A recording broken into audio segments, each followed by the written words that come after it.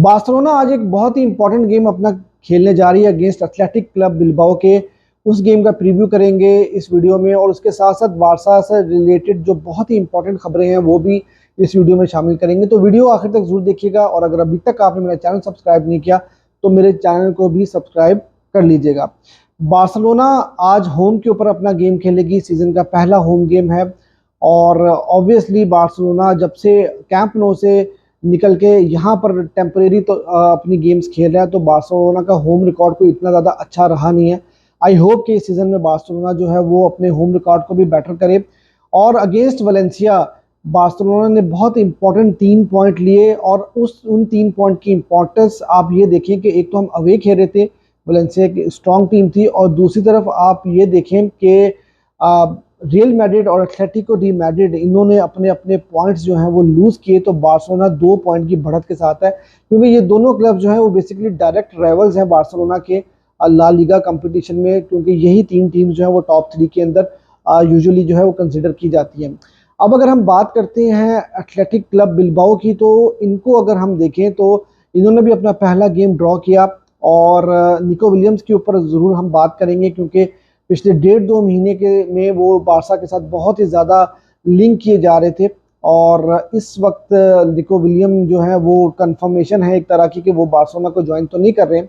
और वेलवर्दे ने भी इस चीज़ को कंफर्म किया कि भाई वो नंबर 1 10 शर्ट जो है वो हमारे क्लब की पहन रहे हैं, और अब भी जो है वो मतलब वो हमारे ही प्लेयर हैं। तो अगर उनकी पहली गेम की बात की जाए तो निको विलियम्स की पहली गेम जो है वो कितनी ज़्यादा खास रही नहीं थी। और फिर दूसरी बात ये कि वेलवर्दे जो हमारे एक्स कोच भी हैं उनके ऊपर भी ज़रूर बात की जाएगी, काफ़ी क्लेवर कोच हैं। और बिलबाओ के साथ उनका टेन्योर काफ़ी लंबा टेन्योर है। अब बारसा से पहले भी वो बिलबाओ के कोच रहे हैं, और काफ़ी अचीवमेंट्स उन्होंने जो हैं वो बिलबाओ के लिए निकाली भी हैं। और देखें, अगर हम एर्नेस्टो वेलवर्दे की बात करें, उनकी बिलबाओ की बात करें, तो यूजुअली उनकी जो टीम फॉर्मेशन होती है वो होती है 4-2-3-1। और बेसिकली ये लोग डिफेंस से बिल्डअप करते हैं, और मिडफील्ड के अंदर जो है बॉल पोजेशन रखते हैं, और विंग जो है वो विंगर्स जो इनके होते हैं वो अटैक करते हैं बेसिकली अपने ओपोनेंट के ऊपर। और आपको पता है कि विलियम्स ब्रदर जो है वो बहुत ही क्विक किस्म के विंगर्स हैं, बॉल के ऊपर क्विक हैं, 1-1 सिचुएशन में बहुत अच्छे हैं, और गोल स्कोरिंग एबिलिटी भी इनकी बहुत अच्छी है। तो ये बहुत ही इंपॉर्टेंट 2 प्लेयर्स जो हैं वो बार्सिलोना डिफेंस को मार्क करने होंगे, इनाकी विलियम्स और निको विलियम्स इस गेम के लिए। और अगर हैंसी फ्लिक की बात की जाए तो उन्होंने भी प्रेस कॉन्फ्रेंस में ये बात कही है कि आई होप कि कुंदे का गेम बहुत अच्छा रहे अगेंस्ट निको विलियम्स। और मुझे लगता है कि निको विलियम्स को रोकने के लिए कुंदे जो है वो मतलब उनकी एबिलिटी की अगर बात की जाए तो कुंदे के पिछले जब से वो राइट बैक खेल रहे हैं तो उन्होंने बहुत इंप्रूव किया है, और मुझे लगता है कि वो निको विलियम्स को रोकने में कामयाब हो सकते हैं। अब बिलबाओ की अगर बात की जाए तो पिछले सीजन में आपको याद होगा कि कब क्लब कंपटीशन में बार्सिलोना को नॉकआउट करने वाली यही टीम थी। और ये दोनों प्लेयर्स जो इनके विंगर्स जिनकी मैंने बात की है, विलियम्स ब्रदर, इन्होंने ही बार्सिलोना को बेसिकली डिस्ट्रॉय किया था, और काफ़ी हाई स्कोरिंग गेम में बार्सिलोना जो है वो इनसे हारा था। तो आई होप कि बार्सिलोना यहाँ पर 3 इंपॉर्टेंट पॉइंट फिर से जीते, क्योंकि 2 इंपॉर्टेंट गेम्स अगेंस्ट वलेंसिया और आज का जो अगेंस्ट बिलबाओ का जो गेम है, ये अगर बार्सिलोना जीत जाती है तो 2 बड़े ओपोनेंट फर्स्ट राउंड के अंदर जो first half of the season है उसमें आप 2 बड़ी टीमों के अगेंस्ट अगर 6 पॉइंट ले लेते हो तो ये काफ़ी बड़ा एडवांटेज होगा।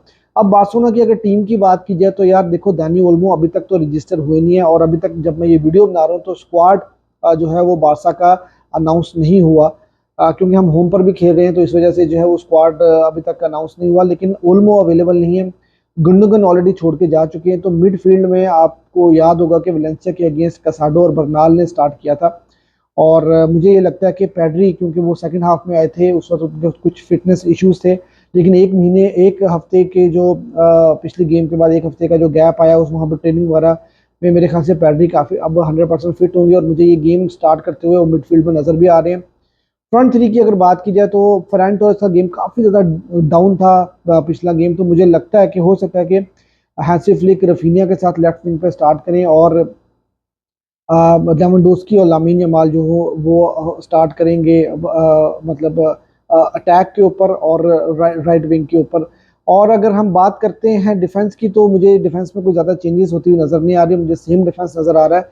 एक इंपॉर्टेंट खबर आपको ये बताता चलूँ कि क्रिश्चियनसन जो है वो भी इंजर्ड हो चुके हैं, और उसके ऊपर मैं डिटेल में बात करूंगा, तो वो इस गेम में वो भी अवेलेबल नहीं होंगे। तो इनिगो मार्टिनेज, कुबारसी और उसके अलावा बल्दे और कुंदे जो है वो मुझे राइट बैक के तौर पे स्टार्ट करते हुए नज़र आ रहे हैं इस गेम में।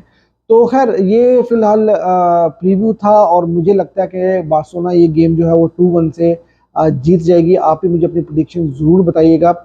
लेकिन इसके साथ साथ जो इम्पोर्टेंट न्यूज़ है वो मैं ये भी आपको बताता चलूँ कि देखो, इस वक्त नाइकी की डील, जिसके बारे में मैंने आपको बताया था कि बार्सिलोना नाइकी की डील, पिछले 2-3 महीने से ये खबरें आ रही थी कि बार्सिलोना उनके साथ डील साइन कर लेगी, और वो साइन करने के बाद बार्सिलोना 1:1 के ऊपर आ जाएगी।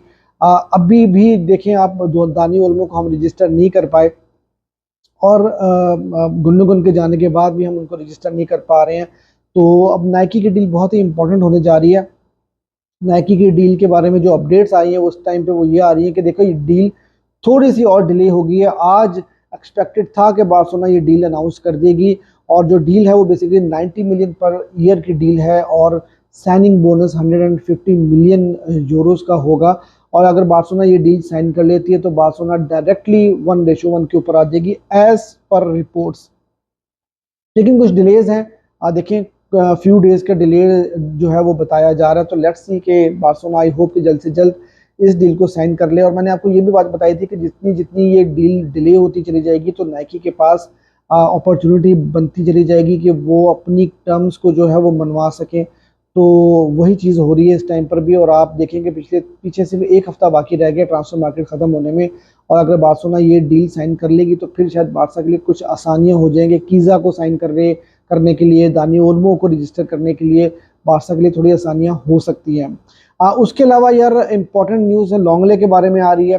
लॉन्गले जो है बेसिकली फैब्रिज़ियो रोमानो ने इस चीज़ को कंफर्म किया है कि लॉन्गले जो है वो एटलेटिको डी मैड्रिड जा रहे हैं लोन के ऊपर, और बार्सिलोना पहले उनका कॉन्ट्रैक्ट 2026 तक जो है एक्सटेंड करेगी ताकि उनकी सैलरीज को डेफर्ड किया जाए।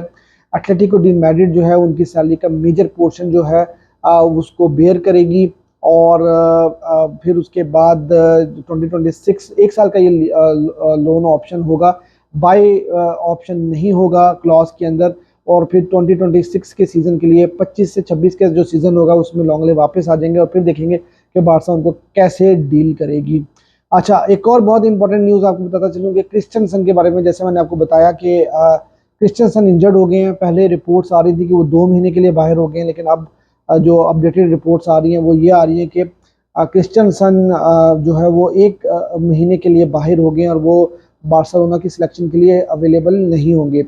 अब पिछले 2-4 दिनों से खबरें यही आ रही थी कि क्रिश्चियनसन जो है वो बार्सिलोना को अगर कोई अच्छी ऑफ़र मिलती है तो बार्सिलोना उनको जो है वो सेल कर देगी, और उनकी सैलरी, उनकी वेजेस भी जब रिड्यूस होंगी सैलरी कैप से तो वहाँ पे काफ़ी स्पेस क्रिएट होगी।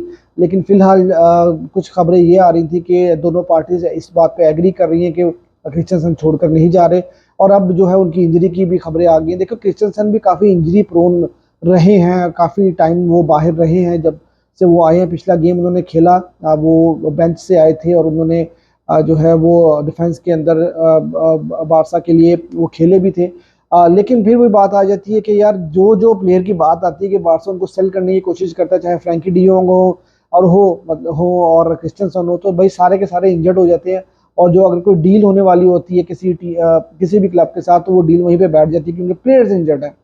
तो ये सारी इस वक्त की न्यूज़ हैं, और मुझे तो लगता है कि सारे प्लेयर्स जो है ना वो बेसिकली ड्रामा ही कर रहे होते हैं कि उन्होंने बारसा छोड़ना नहीं है, सैलरी उन्होंने पूरी पूरी अर्न करनी है, और फिर जो है वो मतलब जब उनका कॉन्ट्रैक्ट एक्सपायर होने वाला होगा तो वो छोड़ छाड़ के चले जाएंगे। फ्रैंकी का तो केस कुछ इसी तरह से लग रहा है।